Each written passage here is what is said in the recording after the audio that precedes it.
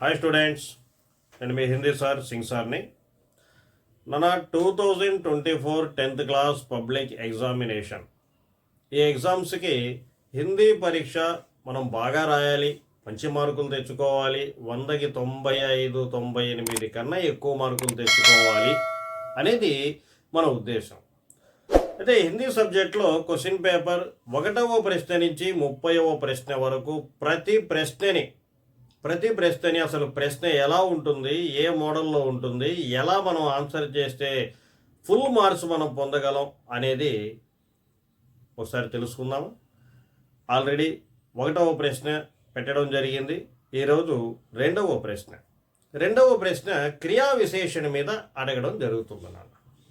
క్రియా విశేషణ మీద ప్రశ్న అడిగినప్పుడు ఆ ప్రశ్న ఎలా ఉంటుంది, దాన్ని ఎలా మనం ఆన్సర్ చేయాలి, అది ఈరోజు మనం చెప్పుకోబోతున్నాం. ఇలాంటి ఎన్నో మరెన్నో మంచి వీడియోలని మీకోసం మళ్ళీ మీ ముందుకు తీసుకొని రావడం జరుగుతుంది. మన ఛానల్ పేరు PDNS హిందీ. సబ్స్క్రైబ్ చేయండి, లైక్ చేయండి, షేర్ చేయండి. ఇక టాపిక్లోకి వెళ్ళిపోతాం. టాపిక్లోకి వెళ్తే క్వశ్చన్ పేపర్ ప్యాటర్న్ ప్రకారం 1 నుంచి 30 ప్రశ్నలు ఉంటాయి. ఈ 1 నుంచి 30 ప్రశ్నలలో 2వ ప్రశ్న క్రియా విశేషణ మీద అడగడం జరుగుతుంది. జనరల్గా క్రియా విశేషణ్ అంటే ఏంటి? క్రియా అంటే వెర్బ్, పని. విశేషణ్ అంటే క్రియ యొక్క విశేషణాన్ని తెలియజేసేది. దీనికి డెఫినేషన్ ఏంటంటే అంటే క్రియాకి విశేషత బతానే వాలే శబ్దోं को క్రియా విశేషణ్ కహతే హై. ఇదన్నమాట. అయితే మనం ఇక్కడ గ్రామర్ పాయింట్ ఆఫ్ వ్యూలో కాకుండా, ఎందుకంటే గ్రామర్ పాయింట్ ఆఫ్ వ్యూలో మీకు కావాలి అంటే నేను ఆల్రెడీ క్రియా విశేషణ్ అనే గ్రామర్ పాయింట్ మీద వీడియో చేస్తున్నాను, మీరు దాంట్లో చూసుకోవచ్చు. దాంట్లో చూసినట్లయితే క్రియా విశేషణ్ 4 టైప్స్లో ఉంటుంది. ఆ 4 టైప్స్ ఇలా ఉంటాయి, ఆ 4 టైప్స్ ఎగ్జాంపుల్స్ ఇలా ఉంటాయి అనేది మీకు అక్కడ క్లియర్గా స్పష్టంగా అర్థమవుతుంది. ఇక్కడ మనం ఏంటంటే పబ్లిక్ ఎగ్జామినేషన్ వ్యూలో అక్కడ మనం 2వ ప్రశ్న చూసిన వెంటనే తక్కువ సమయంలో 1 మార్కు మనం ఎలా సంపాదించాలి అనేది ఆ వేలో మీకు చెప్తున్నాను, చూడండి. మన ఎగ్జామ్లో 2వ ప్రశ్న ఒక సెంటెన్స్గా ఈ విధంగా ఇవ్వడం జరుగుతుంది. జాగ్రత్తగా గమనించండి. ఒక వాక్యంగా ఇవ్వడం జరుగుతుంది. ఇచ్చిన వాక్యంలో సింగిల్ లెటర్లో చివరిగా ఏదైతే మనకు కనిపిస్తుందో అది హెల్పింగ్ వెర్బ్, అంటే సహాయక క్రియ అని అర్థం అన్నమాట. అది సహాయక క్రియ. లాస్ట్ సింగిల్ లెటర్లో కనిపెట్టేది. దాని ముందర ఉండేది క్రియ.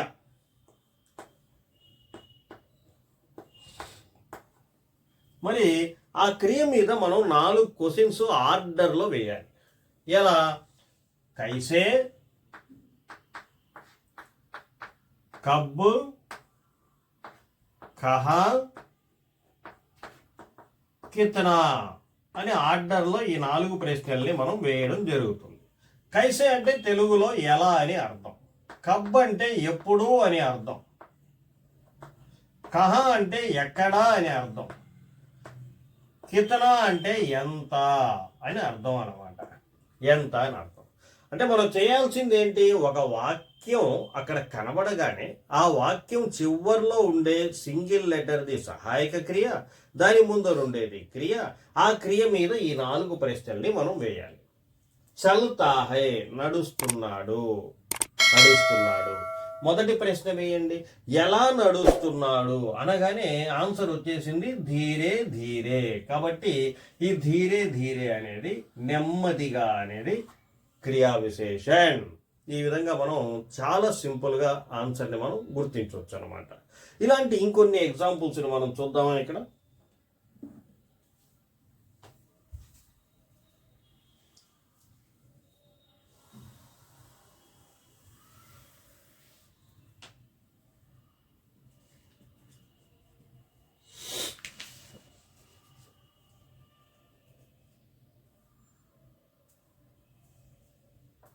मैं लगातार परिश्रम करता हूं.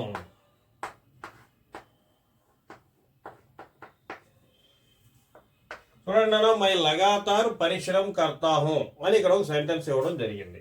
ఈ సెంటెన్స్లో లాస్ట్ సింగిల్ లెటర్లో ఉండేది సహాయక క్రియ, హూ అనేది సహాయక క్రియగా తీసేద్దాం.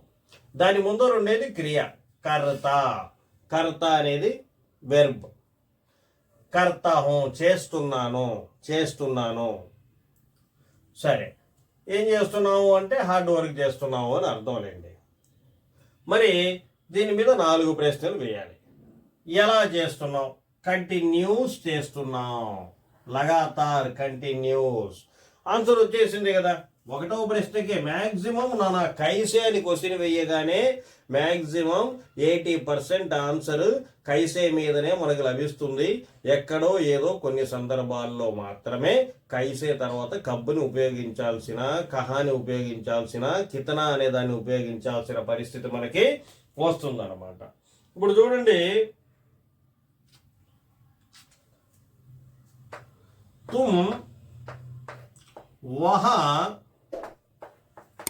जाकर बैठ जाओ అన్నాడు.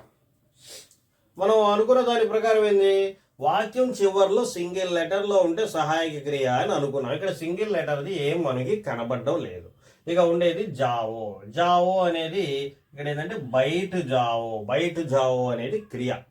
బయట జావో, కూర్చో, కూర్చో అనేది క్రియ. మరి ఈ కూర్చో అనే దాని మీద 4 ప్రశ్నలు వేయాలి. ఎలా కూర్చోవాలి?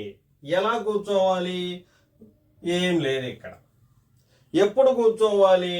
లేదు ఇక్కడ. ఎక్కడ కూర్చోవాలి? చూడండి, కహ అనగానే వహ అనేది వచ్చింది కాబట్టి వహ అనేది క్రియా విశేషణ్.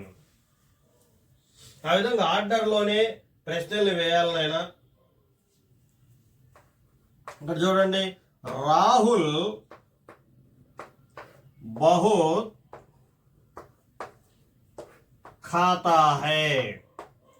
రాహుల్ బహుత్ ఖాతా హై.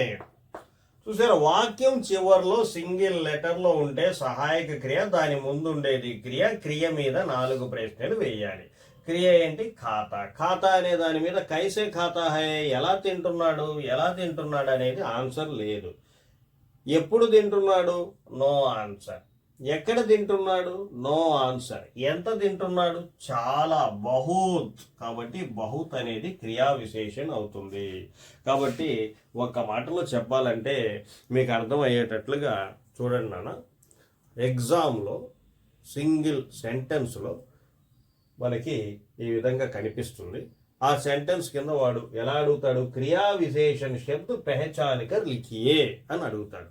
అలా అడిగినప్పుడు క్రియని కనుక్కొని క్రియ మీద ఆర్డర్లో 4 ప్రశ్నలు వేద్దాం. ఆర్డర్లో 4 ప్రశ్నలు వేద్దాం. ఎలా, ఎప్పుడు, ఎక్కడ, ఎంత అని 4 ప్రశ్నలు వేయాలి. ఆర్డర్లోనే వేయాలి. ఆ ఆర్డర్లో ప్రశ్నలు వేసినప్పుడు ఎలా అనే దానికి జవాబు దొరికితే అక్కడే ఆగిపోదాం. ఏ జవాబు అయితే దొరికిందో అదే క్రియా విశేషణ్. ఎలా అనే దానికి ఆ వాక్యంలో జవాబు దొరకకపోతే ఎప్పుడు అని ప్రశ్న వేద్దాం. ఎప్పుడు అనే దానికి దొరకకపోతే ఎక్కడ, ఎక్కడ అనే దానికి దొరకకపోతే ఎంత. ఆ వాక్యంలో మనకి జవాబు దొరకాలి. దొరికితే ఆ దొరికిందే క్రియా విశేషణ్. ఆర్డర్లో ఆ ప్రశ్నలు వేయాలి, మర్చిపోవద్దు. ఇలాంటి క్రియా విశేషణకి సంబంధించిన మరిన్ని సెంటెన్స్ ప్రాక్టీస్ కోసం కమ్యూనిటీలో ఎవ్రీడే నేను బిట్స్ పెడుతూ ఉంటాను. ఆ బిట్స్ అన్నిటినీ ప్రాక్టీస్ చేయండి. మరిన్ని మంచి మార్కుల్ని మీరు పొందగలరు. నెక్స్ట్ 3వ ప్రశ్నతో మళ్ళీ మీ ముందుంటాను. PDNS Hindi channel. నేను మీ హిందీ సార్ని, సింగ్ సార్.